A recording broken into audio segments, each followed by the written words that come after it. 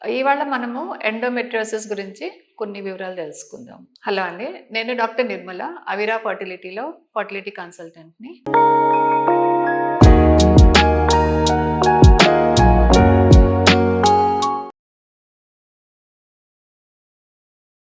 Endometriosis అంటే ectopic endometrium. Endometrium అనగా గర్భసంచిలో ఉన్న పొర. ఆ లేయర్‌ని ఎండోమెట్రియం అంటాము. ఆ ఎండోమెట్రియం గర్భసంచిలో కాకుండా బయట ఉంటే గనక, అంటే గర్భసంచి బయట మేబీ మోస్ట్‌లీ ఆ tubes, ovaries, peritoneal cavity or uterus లో ఉండే గోడ దానికి ఆనుకుని ఉంటే దాన్ని మనం ఎక్టాపిక్ ఎండోమెట్రియోసిస్ అని అంటాం. ఇది నార్మల్‌గాను మన పాపులేషన్‌లో ఒక 0.5 to 5% కామన్‌గా ఉంటుంది. కాకపోతే మనకి ఫర్టిలిటీ కోసం వచ్చే పేషెంట్స్, సంతాన సాఫల్యం కోసం వచ్చే పేషెంట్స్‌లో యూజువల్లీ 25-40% ఈ కేసెస్ అనేది కనిపిస్తూ ఉంటాయి. అయితే దీంట్లో ఉండే సిమ్టమ్స్ వచ్చేసి అంటే దాన్ని డిజీజ్ ఎక్స్టెంట్ ఎంత ఉందో సిమ్టమ్స్ అనేది అప్పుడప్పుడు మ్యాచ్ కాదు. ఎందుకంటే కొంతమందికి పెయిన్ బేరింగ్ కెపాసిటీ చాలా తక్కువ ఉంటుంది. వెంటనే కొంచెం పెయిన్ ఉన్నా మనకి చెప్తారు, మనం దాన్ని ఇవాల్యుయేట్ చేయగలుగుతాం. కొంతమంది ఇది సివియర్ పెయిన్ ఉన్నా కూడా అది భరిస్తారనమాట. ఇంకా కొంతమందిలో అక్కడ పక్కన ఉన్న నరాలు ఆ ఎండోమెట్రియోసిస్లో ట్రాప్ అవటం వల్ల అప్పుడప్పుడు సివియర్ పెయిన్ లేకపోతే టోటల్గా మొద్దుబారు కూడా అవ్వచ్చు.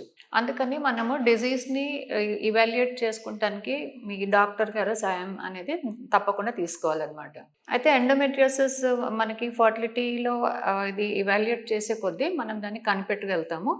బేసిక్గా మనం స్కానింగ్ చేస్తాం కదా, ఆ స్కానింగ్లో యూజువలీ ఓవరీస్ కొంచెం అతుకుల్లాగా ఉండటం వల్లనో, లేకపోతే లోపల ఉన్న ఫాలికల్స్ ఎగ్స్ ఉంటాయి కదా, ఆ ఎగ్స్ కొంచెం ఎగుడు దిగుడుగా ఉండటము, ఏదన్నా చిన్న మాస్ లాగా కనిపించడం, అట్లా మనకి సస్పిషన్ అనేది వస్తుంది. అండ్ ఈ కొంతమంది కపుల్స్లో ఎట్లా అంటే ఇది భార్యాభర్తలు కలిసిన టైంలో పెయిన్ ఉంటాము, మోషన్ పాస్ చేసినప్పుడు పెయిన్ ఉంటాము, లేకపోతే యూరిన్ పాస్ చేసినప్పుడు పెయిన్ ఉంటాము, అవన్నీ కూడా జరగవచ్చు.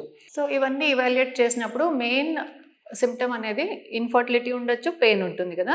సో దీన్ని మనము ఇగ్నోర్ చేయకూడదు. ఇగ్నోర్ చేయకుండా దీన్ని ఇవాల్యుయేట్ చేసినప్పుడు చాలా సంవత్సరాలుగా పెళ్లి జరిగి వాళ్ళకి పిల్లలు కాలేదనుకోండి, దాంట్లో ఎండోమెట్రియోసిస్ కనుక సస్పెక్ట్ చేస్తే మీకు తప్పకుండా లాప్రోస్కోపీ చేయించుకుని దాన్ని డయాగ్నోసిస్ కోసం హెల్ప్ చేస్తుంది అని చెప్తారు. అట్లాంటప్పుడు హెసిటేట్ చేయొద్దు, ఎందుకంటే laparoscopy gold standard of diagnosis అనమాట.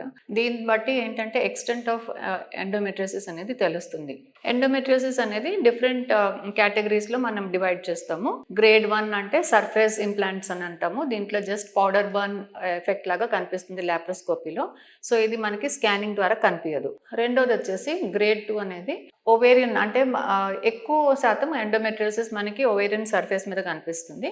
ఆ సర్ఫేస్ మీద కొంచెం బ్రౌనిష్ స్పాట్స్ లాగా కనిపించవచ్చు లాప్రోస్కోపీ టైంలో.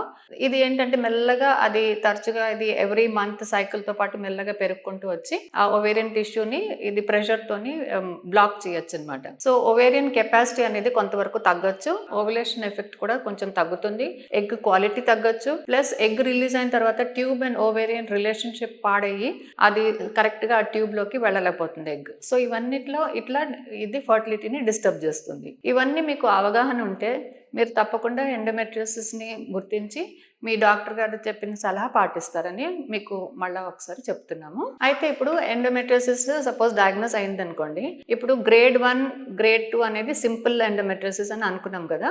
ఇట్లాంటి కండిషన్లో కూడా మనకి న్యాచురల్ ఫర్టిలిటీ అనేది రావటం కొంచెం కష్టం అని మీరు తెలుసుకోవాలి. దీనికి తప్పకుండా మీరు అసిస్టెడ్ రిప్రొడక్షన్ టెక్నిక్స్ని వాడుకోవాలి. ఫర్ ఎగ్జాంపుల్ ఎగ్ డెవలప్మెంట్ కోసం టాబ్లెట్స్ ఇస్తారు, ఇంజెక్షన్స్ ఇస్తారు, దాని తర్వాత చిన్న ట్రీట్మెంట్ అట్లీస్ట్ IUI ట్రీట్మెంట్ అట్లాంటివి మీకు సజెస్ట్ చేస్తారు. అంతేగాని ఊరికి ఎండోమెట్రియోసిస్ ఉంది కదా మీరు న్యాచురల్గా ట్రై చేయండి అంటే చాలా మటుకు ఇది మనకి సక్సెస్ అనేది చూపిది అనమాట. ఇప్పుడు నెక్స్ట్ గ్రేడ్ వచ్చేసి గ్రేడ్ 3, గ్రేడ్ 4, గ్రేడ్ 5 ఎండోమెట్రియోసిస్ అంటే కొంచెం డీప్గా ఉండే థిక్ అంటే ఎండోమెట్రియోసిస్. ఇప్పుడు ఓవరీస్లో సిస్ట్ లాగా ఫామ్ అవుతాయి, ఎండోమెట్రియోమాస్ అంటారు. అది పెద్దగా తయారైంది అనుకోండి, యూజువలీ 4 to 5 సెంటీమీటర్స్ అబవ్ అంటే దాంట్లో రప్చర్ కూడా అవ్వచ్చు. దానివల్ల విపరీతమైన పెయిన్ ఆల్మోస్ట్ లైక్ అపెండిక్స్ లాగా ఎమర్జెన్సీ అవ్వచ్చు అనమాట. ఆ ఎండోమెట్రియోమాతో పాటు యూజువల్లీ అతుకులు ఉంటాయి. సో ఆ ఎడిషన్స్ సింపుల్గా ఉన్నాయి అనుకోండి, అవి మనం యూజువల్లీ లాప్రోస్కోపీ ద్వారా దాన్ని క్లియర్ చేయగలుగుతాం. అదే డీప్గా ఉందనుకోండి, దానికి చాలా ఎక్స్టెన్సివ్ సర్జరీ అవసరం పడుతుంది. సో ఇట్లా అండ్ ఇంకొకటి వచ్చేసి ఫ్రోజన్ పెల్విస్ అంటాం. ఫ్రోజన్ పెల్విస్ అంటే మొత్తం అతుకులు ఉండి అది అసలు మనం అవయవాలు అనేది మనకి అందుబాటులో ఉండదు, కనిపివన్నమాట. ఇంకా ఒకటి కంబైన్డ్ ఫామ్లో ఏంటంటే బయట ఓవరీస్, ట్యూబ్స్, పెరిటోనియంలో కూడా ఎండోమెట్రియోసిస్ ఉండి మళ్ళీ గర్భసంచి గోడలకి కూడా ఎండోమెట్రియోస్ సోకిస్తుంది. సో అట్లాంటప్పుడు ఏమవుతుందంటే ఆ యూట్రస్ అనేది బాగా ముదిరిపోయి ఉంటుంది, గట్టిగా ఉంటుంది. దానివల్ల దాంట్లో యాక్టివిటీ, యూట్రస్ లోపల బ్లడ్ సప్లై అనేది కొంచెం డీరేంజ్ అవుతుంది, లోపల తయారయ్యే పొర కూడా సరిగ్గా తయారవదు. సో ఇట్లాగా అది కూడా ఫర్టిలిటీని డిస్టర్బ్ చేస్తుంది.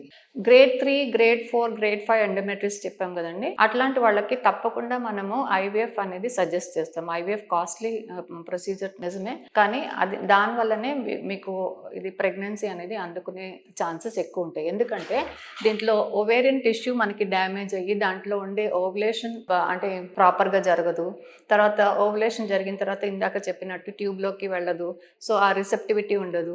అదే కాకుండా మనకి లోపల గర్భసంచి పొర సరిగ్గా ఫామ్ కాదు. అవన్నీ చాలా ఫ్యాక్టర్స్ ఎఫెక్ట్ అవుతున్నాయి కాబట్టి మీకు ఐవీఎఫ్ సజెస్ట్ చేస్తాం అనేది జరుగుతుందండి. మీకు అఫోర్డబుల్ ఐవీఎఫ్ అనేది మనకి అవీరా ఫర్టిలిటీలో మీకు అంటే 1-on-1 బేసిస్ మీద మేము తప్పకుండా హెల్ప్ చేయగలుగుతాము.